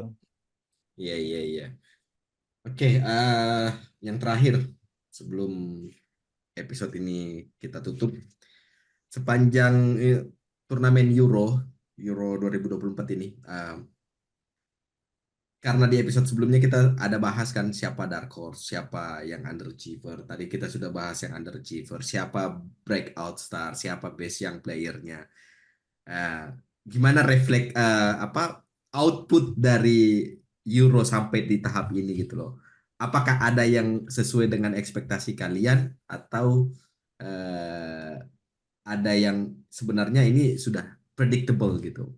Terus pertandingan yang menurut kalian sangat mengesankan, sangat membuat kita menikmati pertandingan itu, pertandingan apa aja? kalau aku sih sejauh ini masih predictable ya, karena kan Prancis yang Oh ya, winner ya. bayangan bisa menjadi juara itu Hmm. masih maju. Kemudian Belanda sebagai dark horse juga, yang menurutku saat itu ada dark horse, ini juga masih masih ada nih, dan mereka bisa sampai sejauh ini gitu. Yang Hanya Inggris yang underachievement ya seperti yang kita bicarakan tadi ya, sebenarnya secara permainan mereka masih underachievement, cuman sampai dengan mereka bisa sampai ke semifinal ini ya salah satu em, prestasi tersendiri juga. Nah, kalau untuk apa ya pemain terbaik justru aku yang tidak expect dan bahkan Kylian Mbappe yang justru meredup di kompetisi ini, dan aku melihat nanti pemain muda atau bahkan mungkin pemain the best playernya bahkan bisa jadi muncul dari tim Spanyol nih, timnas Spanyol yang mungkin akan lebih bersinar dan bahkan mungkin akan bisa ditunjuk sebagai pemain terbaik apabila mereka bisa sampai final dan mungkin menjuarai kompetisi ini gitu. Karena melihat kiprah dari em, apa namanya Spanyol dari awal sampai dengan saat ini mereka masih menunjukkan permainan yang sangat menarik, impresif dan bermental juara sekali gitu. Kalau dari pertandingan sejauh ini yang ku saksikan sih, em, yang menurutku menarik ya balik lagi ke Inggris Slovakia sih sebenarnya. Karena jujur aja aku sangat merayakan gol saltonya Jude Bellingham saat itu, di mana udah sangat hopeless sekali Inggris bisa memenangkan pertandingan. Eh, tapi akhirnya gol itu muncul, momen itu muncul dan bisa dimanfaatkan dengan baik, dan aku sejauh ini menikmati pertandingan itu meskipun sepanjang permainan ya masih belum terlalu ini, cuman momen yang membuatku merasa wah oke nih bahwa ini eh, apa the game on gitu ya. Nah, itu aku saat itu melihat Inggris lawan Slovakia karena tidak banyak pertandingan dari klub selain Inggris yang kutonton di Euro ini Oke. 2024 ini. Aku baru mau nanya ini menikmatinya dalam konteks sebagai fans atau menikmatinya dalam secara general. Oh, ternyata Ya, sedikit pertandingan yang ditonton ya sudah. Nggak jadi saya oke. bertanya berarti. Tapi kalau untuk pertandingan yang membuatku terkesima adalah saat Swiss bisa mengalahkan Italia 2-0. Nah, Ah, itu itu sudah yang di luar dari predictable sih. konteks aku Hmm. sebagai fans Inggris ya, Hmm. pertandingan yang membuatku em, melihat bahwa wah ini ternyata Swiss dengan permainan kolektif rapat, Hmm. disiplinnya benar-benar bisa membuat Italia tidak berkutik sama sekali. Betul, Itu betul. menurutku wow, sebuah prestasi luar biasa, di mana aku pikir Italia akan paling tidak sampai minimal di perempat final atau bahkan mungkin semifinal. Hmm. Tapi ternyata itu tidak terbukti saat Swiss bisa mengalahkan mereka 2-0 waktu itu. Oke. Ya, kalau Italia memang nggak ada harapan sih dari yang kita ngomongkan yang kita episode kemarin itu sebelumnya nggak ekspektasi Italia masuk final padahal kan kalaupun misalnya kemarin Italia bisa menang lawan Swiss ya bisalah rematch final kan final Wembley Ya, kemarin ya kan tapi ya ternyata memang betul. nggak bisa nggak ada harapan memang Italia dengan komposisi dan materi pemain yang seperti itu dibawa sama si Spalletti adalah eh, minim memang jadi kakak Timi tadi Inggris apa Slovakia Inggris ya Ya, dengan Swiss, Italia. Swiss Italia. Median, Ya, kalau dari segi anu ya ekspektasi dari awal dan sampai semifinal ini memang dari segi nama empat negara ini yang lolos semifinal memang ini semifinal yang layak ya. kok layak sih? Terlepas dari performanya gitu. Oh, terlepas Karena dari performanya. terlepas Oke. dari performanya gitu. Karena semenarik-menariknya kita menonton bagaimana Turki menghibur, di Hmm. mana mereka kayaknya kapan ada bola di depan kotak penalti shoot, Shoot, yang shoot. penting shoot, ya kan? Iya. Dan bagaimana Austria dengan Ragnik yang bisa lolos grup dan bahkan Ah, sempat mengalahkan Madrid, kok bagaimana Madrid?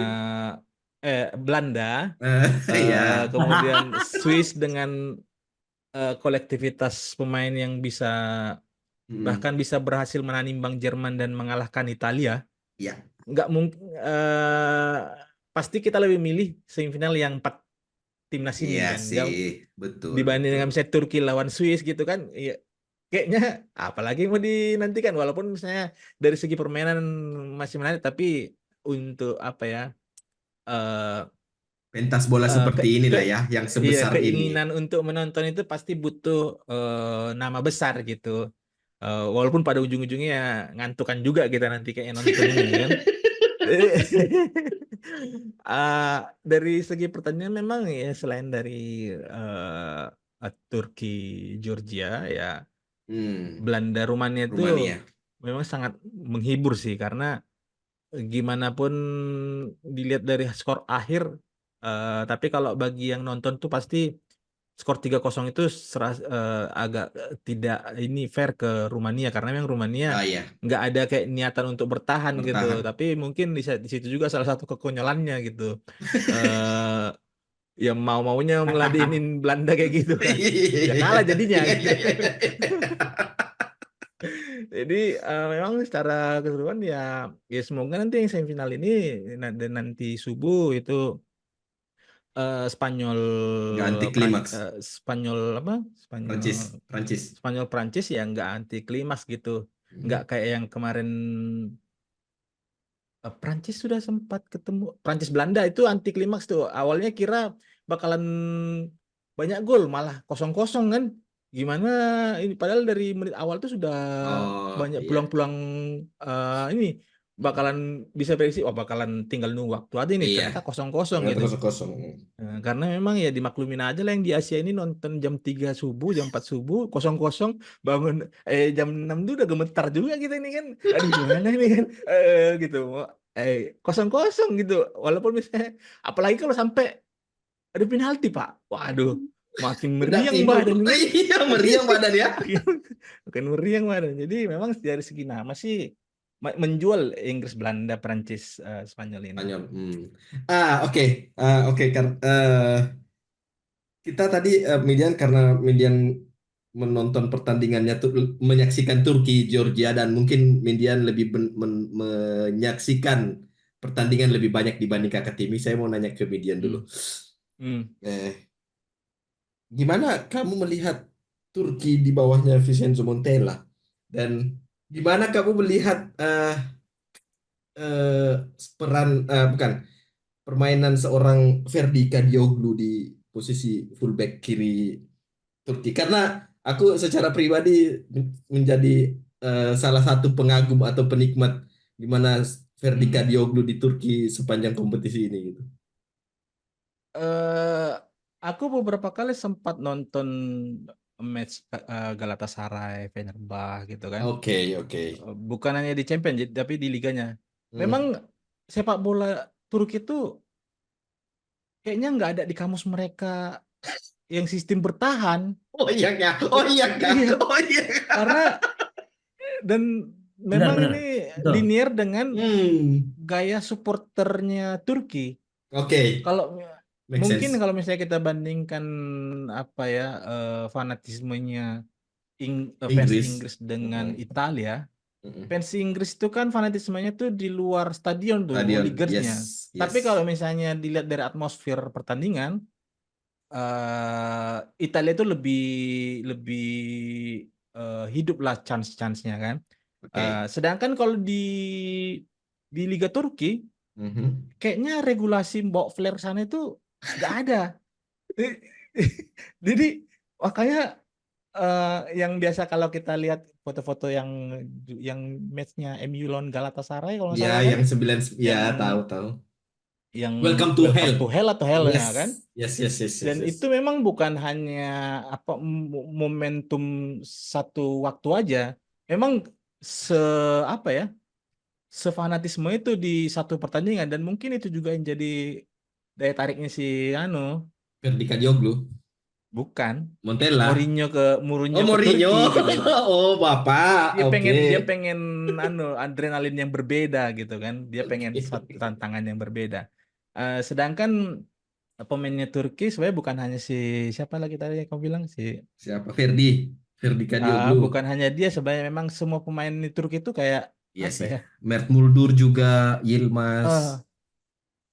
eh sangat menarik sih ditonton gitu, walaupun Hmm. memang ini pemain juga mungkin kalau di level klub pasti kan ujung-ujungnya kok ada pemain sebagus ini kok nggak ada yang Nggak dilirik ada. gitu, Hmm. karena memang ini hanya turnamen gitu kan, pasti scouting di klub kan sudah dilihat gimana, mulai dari gaya hidupnya di pemain, Hmm. track record cederanya gitu kan.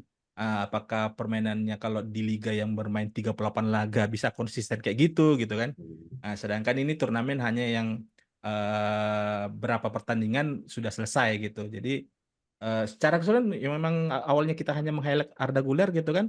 Hmm. Fans-fansnya Juventus tuh dibilang orang-orang Yilmaz, ngomongin Arda Güler Yildiz, harusnya Yildiz, Yildiz. harusnya Yildiz tuh, lihat Yes, aja yes, nanti Kenan, Yildiz Kenan. gitu kan. Ya, Kenan Yildiz, ya, ya, Jadi ya. memang semua pemain sih di Turki bagus-bagus semua sih. Hmm.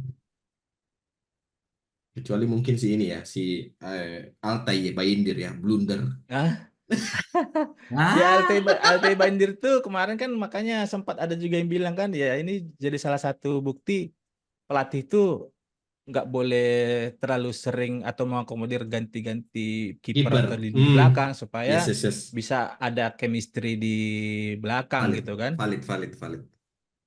Oke, selain Kak Timi ada yang mau ditambahkan tentang Turki?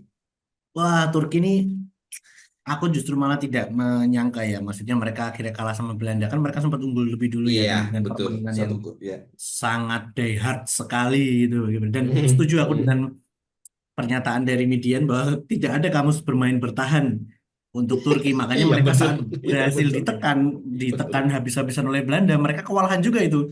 Iya. Karena memang kan nyatanya em, mereka tidak terbiasa untuk bermain bertahan begitu dan tapi Belanda cukup bisa saat itu ya Belanda kebetulan cukup bisa mendominasi permainan sehingga akhirnya Turki mau nggak mau akhirnya ya mereka yang harus kalah padahal secara secara kualitas permainan dari awal fase grup sampai dengan mereka lolos dan akhirnya kalah di 8 besar kemarin itu aku merasa mereka seharusnya tidak layak sih. Mereka harusnya masih bisa lolos sampai ke fase berikutnya gitu.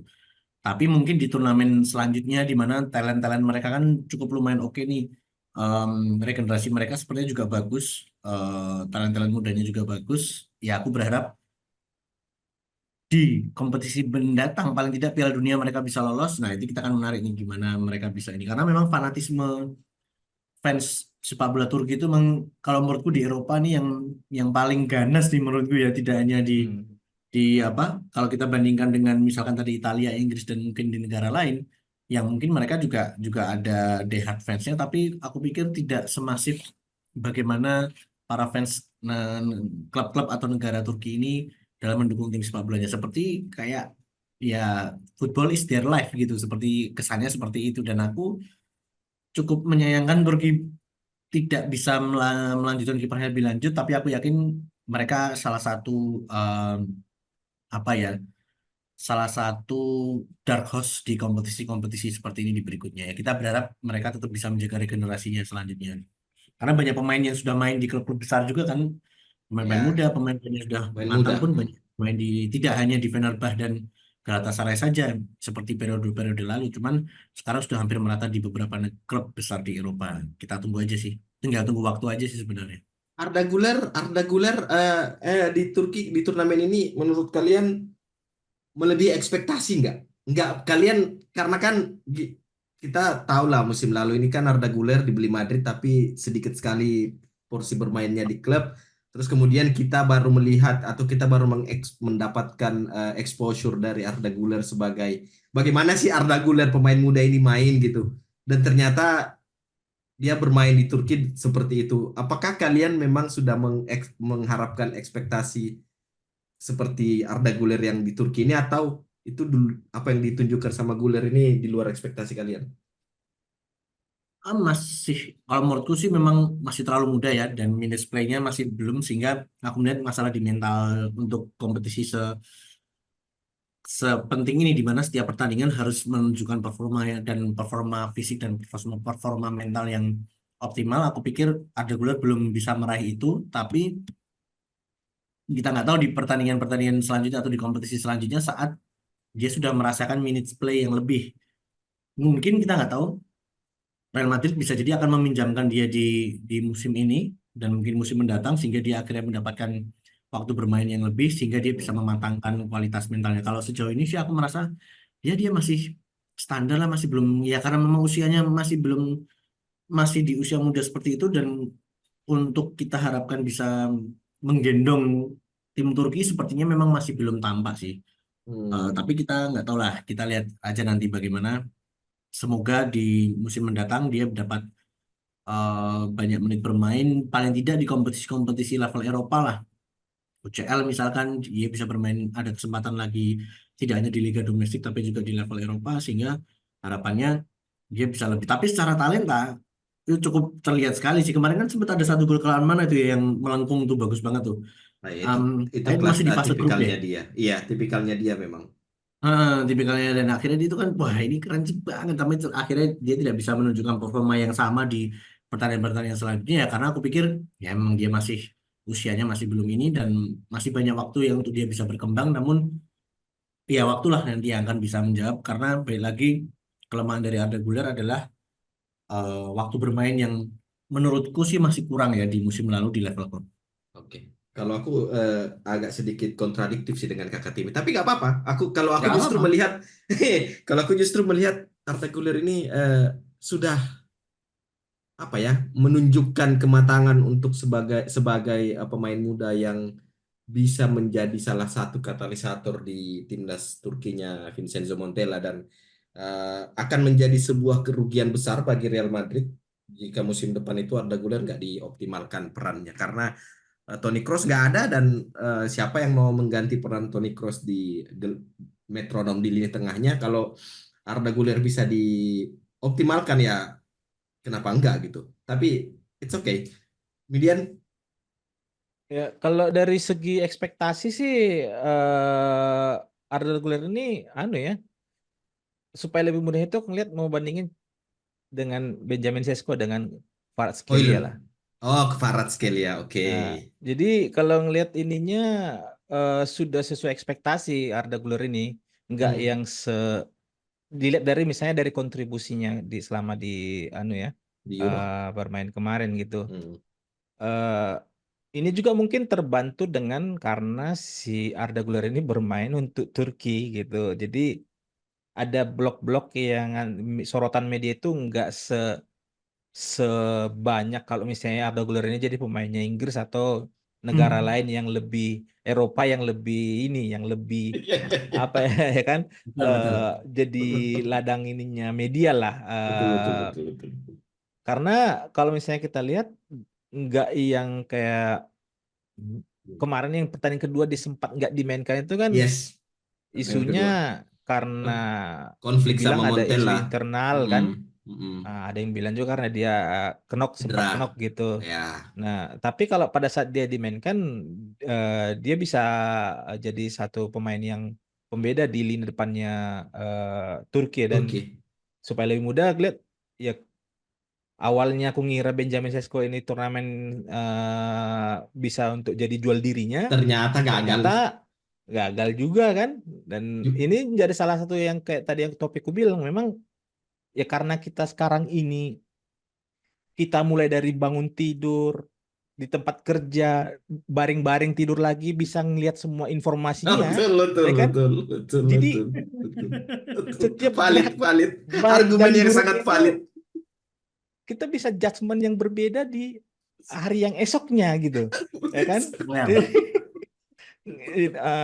Kalau dulu kita masih terbatas, kita harus beli koran soccer, koran bola gitu kan, nunggu total football gitu kan. Ini ada terus nih pemain kan, dibaca terus tuh kan. Nah, jadi secara ekspektasi Arda Güler ini sih sudah sesuai, karena di Madrid pun dia nggak yang terlalu senama besarnya pemain-pemain Bellingham. teman-teman yang lain gitu kan.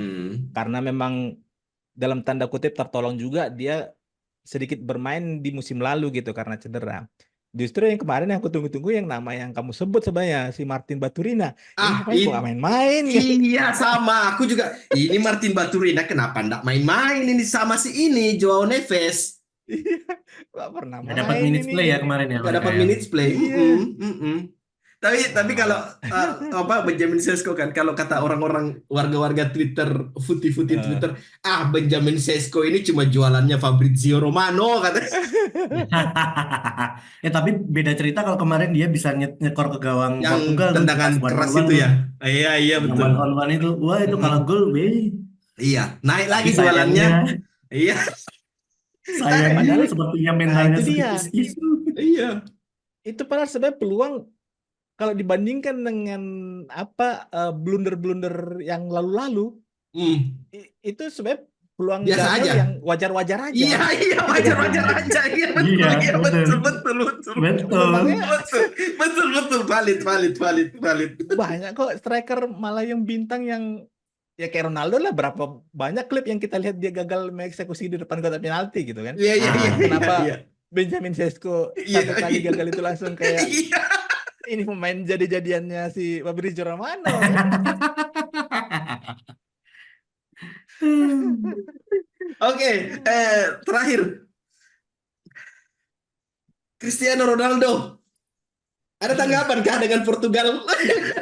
Aduh. Karena kayaknya kurang afdol kalau kita menyelesaikan satu episode Euro ini tanpa menyebut nama seorang Cristiano Ketua ya? Ronaldo. Ketua ya. Ya, Bapak ya, Ketua, ya. iya. Karena memang ya apa ya, sebaik-baiknya manusia itu berusaha, tetap Tuhan juga yang menentukan ya. Oke. Di mana dari awal karirnya dia mengikuti kompetisi-kompetisi seperti ini baru pertama kalinya dia tidak mencetak gol Mencetak gol, satu pun. betul. Valid. Meskipun dia bermain selalu full 90 menit dan bahkan lebih. Banyak pada heran kenapa ada pemain-pemain lain yang bisa masih Iya. relatif muda, Yes. punya kontribusi di pertandingan sebelumnya, kenapa tidak dimainkan, justru malah Betul. bahkan di pertandingan yang sudah tidak menentukan lagi saat melawan Georgia kalau nggak salah. Iya, Georgia masih Georgia menang diturunkan 2-0 ya. itu pun Ronaldo bisa main 90 menit gitu Betul. kan. Kalau orang jadi heran, ini ada apa nih di balik, apa yang dipikirin oleh Roberto Martinez sehingga tetap memainkan Ronaldo full time gitu. Dan memang ya itu tadi, meskipun kita tetap kita Berusaha memiliki semaksimal apapun, kita mungkin, tapi berusaha Tuhan yang semaksimal mungkin. menentukan ya. Kalau Tuhan tidak menentukan, bahwa mungkin ini adalah sinyal bahwa dari yang di atas gitu ya, bahwa Ronaldo udah saatnya untuk istirahat, udah nggak usah mikirin ini, mikirin aja nanti bagaimana Arab Saudi itu yang sudah meng-hire-nya untuk long term investment untuk bisa mengembangkan sepak bolanya itu untuk bisa lebih, paling tidak uang yang dikucurkan oleh pemerintah Arab Saudi itu tidak sia-sia ke Cristiano Ronaldo, karena dia juga ada peran yang dibutuhkan untuk bisa paling tidak menggolkan lah rencana Arab Saudi untuk Piala sebagai dunia tuan ya. rumah dunia kan. Betul. Ya udah fokus ke situ aja lah untuk ambil gelar-gelar, Fokus untuk ke coba situ mainnya aja. udah kayaknya sudah bukan saatnya. Buktinya sekarang dia mau main 200, 300, 400, 500, 600 menit pun juga Nggak apa. enggak Pak. Iya. Anti klimaks sih sebenarnya, tapi ya gimana? Tua juga yang menentukan.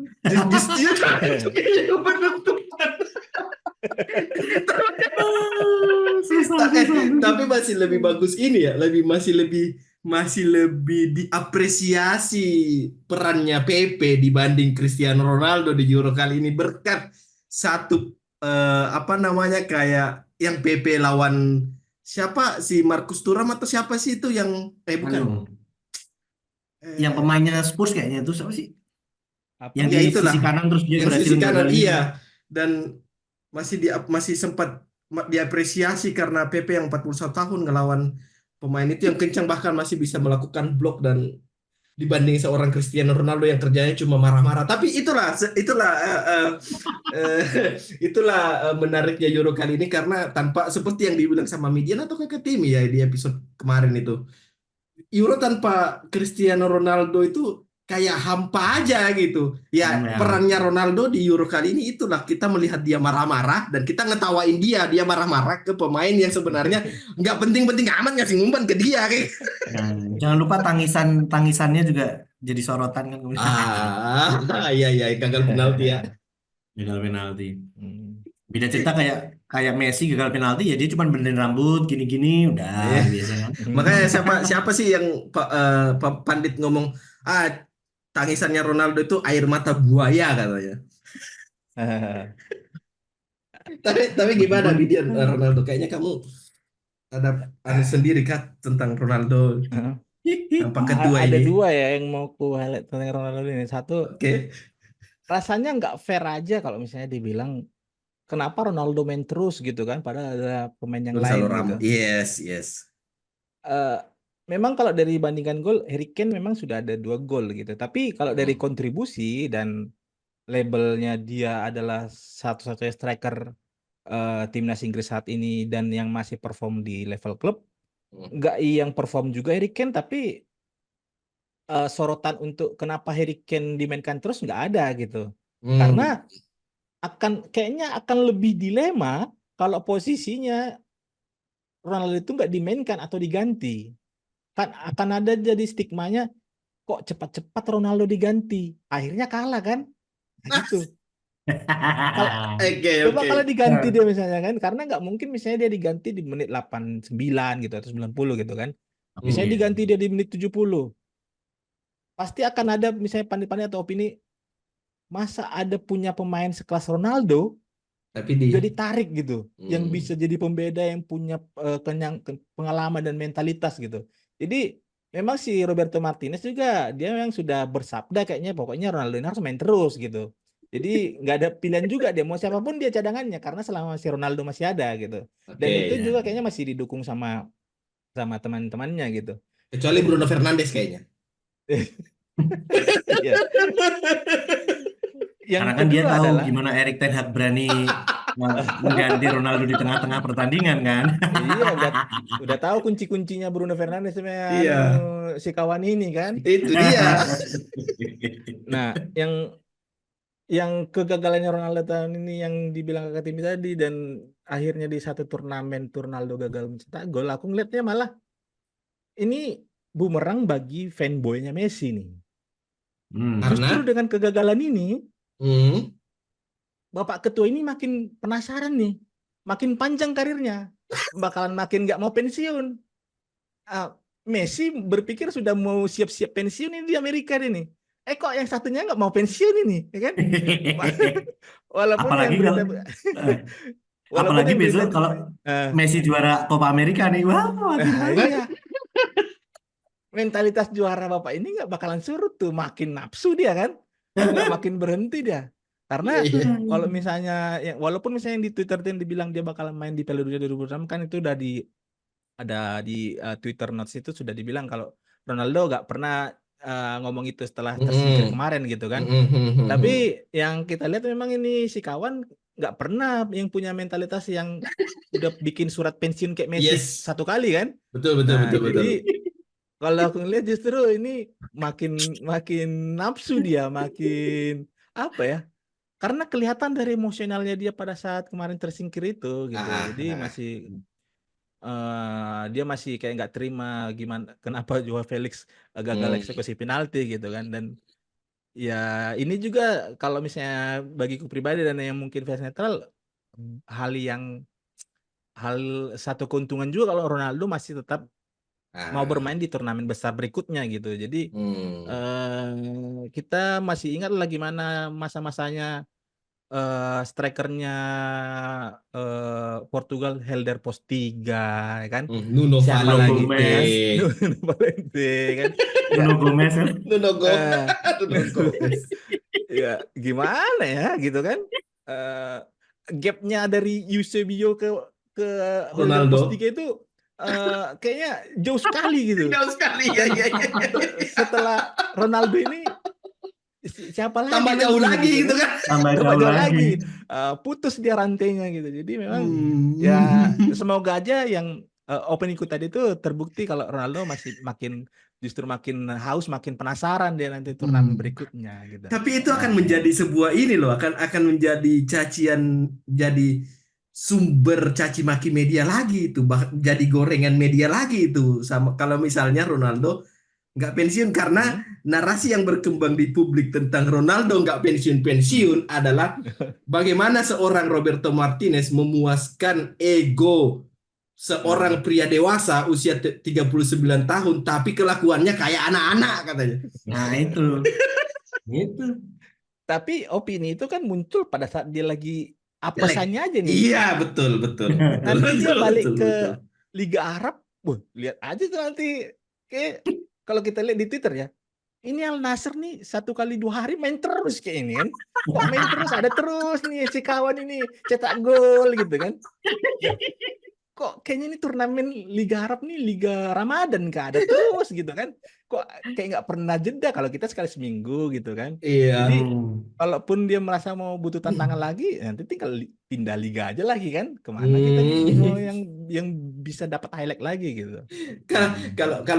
Kalau momen lain di luar pada saat Euro kemarin yang Ronaldo ada penalti Portugal Prancis itu, kalian ada nonton nggak videonya Pogba nonton adu penalti itu?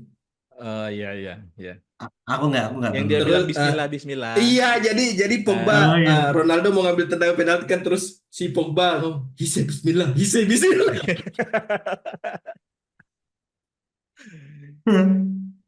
Eh, tapi apa namanya, kalau kata fans netral yang lain itu, yang membedakan antara Ronaldo dengan Messi itu adalah bagaimana impact yang diberikan nama seorang Cristiano Ronaldo itu ke nggak cuma generasi kita, tapi generasi-generasi yang jauh setelah kita gitu. Orang lebih mengenal enggak, sorry. Jersey atau nama Cristiano Ronaldo itu lebih laku di kalangan anak-anak yang usianya mungkin sekarang masih 10, 11 tahun dibanding seorang jersey Lionel Messi. Dan eh, anak-anak itu lebih aware dengan selebrasinya Ronaldo dibanding dengan selebrasinya Messi. Jadi kalau kata fan netral itu, ya impact yang diberikan Ronaldo ke dunia sepak bola secara general itu jauh lebih besar dibanding impact yang diberikan Messi ke sepak bola secara general, maksudnya yang sampai ke semua kalangan gitu. Iya sih, kalau itu betul juga sih. Bahkan sampai ke Liga Tarkam pun mereka selebrasinya siu gitu kan. Itu dia. Nah, itu kan sampai gitu-gitu kan. Liga-Liga Tarkam, Fun Football, Sunday League gitu kan. Wah, Iya, siu-siu semua tuh. siut-siut semua. Kalau ngegulin kan. Sedangkan Messi apa ikonik selebrasinya yang orang Iya, lihat kan yang lepas baju. yang Tapi kan lepas itu baju. satu pertandingan itu doang. Nggak setiap pertandingan dia Betul. lepas baju nunjukin Messi gitu kan. Iya, betul, betul. Iya, Dan aneh juga kalau Messi tiap buka baju lepas gitu baju. dia. Jaminan kartu kuning terus dia. Kartu kuning terus jadi investornya FA-nya itu. Dan jersey Al Nassr tuh kayaknya lebih laku dibanding jersey Inter Miami. Iya. Ya, betul. Dan itu juga kalau misalnya kita membandingkan antara Ronaldo dan Messi aja ada gap masalah influence kan. Dan itu yang nggak bisa di copycat oleh Mbappe sama Haaland. Erling Ya, Haaland. Jadi Betul, betul, betul. betul. memang pada akhirnya kalau mau dilihat dari ikonik dan misalnya yang memorable, ya bukan hanya sekedar bisa cetak 50 gol satu musim gitu. Hal Hmm. itu yang biasa dilakukan oleh Ronaldo dan Messi, tapi gimana dia menginfluence di lapangan dan di luar lapangan kan. Dan yang Hmm. kayak dibilang Mirwan tadi, anak-anak 10 tahun 15 tahun kayaknya dia nonton yang gimana Ronaldo sesungguhnya Cristiano Ronaldo itu ya kayaknya sama kayak kita gimana nontonnya Van Basten, Johan Cruyff gitu, yang nggak Nah, pernah Ya, bisa nonton secara langsung betul. tapi hanya bisa ngeliat dari cuplikan-cuplikan gitu kan. Hmm. Hmm. Dan masanya Ronaldo itu masih dijalani dan diidolakan oleh pemain yang anak-anak yang tadi itu gitu. Iya. Jadi Hmm. bedanya Messi mungkin dan Ronaldo kan awalnya pindah ke Amerika dan Arab hanya untuk mengakhiri karir dan menikmati gaji yang melimpah. Tapi kita Yes. bisa ngeliat kok gimana kompetitifnya Ronaldo dengan Hmm. kompetitifnya Messi itu berbeda gitu. Hmm. Kita masih bisa ngeliat kekonyolannya Ronaldo kartu merah di Liga Arab Iya, betul. yang berkelahi dengan si Abdullah, si Yosep, siapa gitu ya. kan. Messi highlightnya tuh masih sama kayak yang biasa kita lihat di Barcelona, gimana dia Betul, ngelewatin betul. pemain yang sudah jatuh dilangkahin gitu Dilompatin kan. dulu ya, iya. Jadi memang kompetitifnya dua pemain ini yang membedakan untuk jangka karirnya gitu. Jadi Hmm. mungkin Messi juga dia lagi nunggu-nunggu Ronaldo bikin surat resign, kok nggak resign ini orang nih kan. Udah capek nih barang nih kan. Udah pengen menikmati panasnya Miami di Amerika nih, masih Ya, main-main ya, terus kan. ya, Iya, benar, ya. benar, benar. Jadi kayaknya Messi memutuskan akan pensiun setelah ada ofisial dari si anggotanya itu ya. Iya. Tapi setuju sih, setuju, setuju. Termasuk kayak nama-nama anak-anak sekarang gitu kan. Kalau pakai Hmm. nama Ronaldo gitu kan kayaknya lebih, wih sepak bola Hmm. banget. Jarang kan orang-orang misalkan kayak di Indonesia aja pakai nama Messi gitu kan. Kecuali mungkin pemain Persib Bandung beda Messi atau pemain-pemain Afrika lain pakai nama Messi mungkin iya ya. Tapi kalau Iya. tapi kalau itu pakai nama Ronaldo, aku yakin besok-besok akan ada nama-nama Ronaldo lagi tuh di pemain timnas Indonesia mungkin yang Hmm. Itu yang pemain merelakan adanya mudanya diberi nama Makassar tuh Ya Ronaldo ya. daripada itu diberi yang nama pemain Messi kan. pemain mudanya Makassar itu loh, yang PSMU 16. Siapa namanya? Ah, lupa Yang saya. Kuaka Diambil itu semua kan. nama Kakak Ronaldo Iya, yang Messi. diambil semua, Kakak, Messi, Ronaldo Ah diambil itu. semua Oh, tiga-tiganya. Messi juga diambil ya. Iya, kacau. Ya itulah. Iya benar juga ya. Impactnya lebih besar Ronaldo Iya sebenarnya. kan, impactnya lebih besar Ronaldo. Mm-mm, mm-mm. Iya, ya sebuah insight juga lah tentang bagaimana egonya memang Cristiano Ronaldo ini di luar melebihi ego pemain-pemain lain. Memang itu kita Hmm, akui sajalah. betul. Setuju. Oke, berarti cukup. Terima kasih Kakak Timi dan Midian Thank you. sudah gabung di episode kali ini dan selamat menikmati semifinal Euro 2024 Prancis, Spanyol dan Belanda Inggris yang akan berlangsung pekan ini. Kita akan kembali ke episode berikutnya, Road to Final. Jadi siapa yang masuk final, kita akan membahasnya di episode berikutnya. So, thank you. Sekali lagi Kakak Timi, Midian, see you on Thank the next you. Thank episode. you. Jangan lupa like dan subscribe. Bye-bye. Bye bye, thank you, thank Bye. you. Thank you, thank you.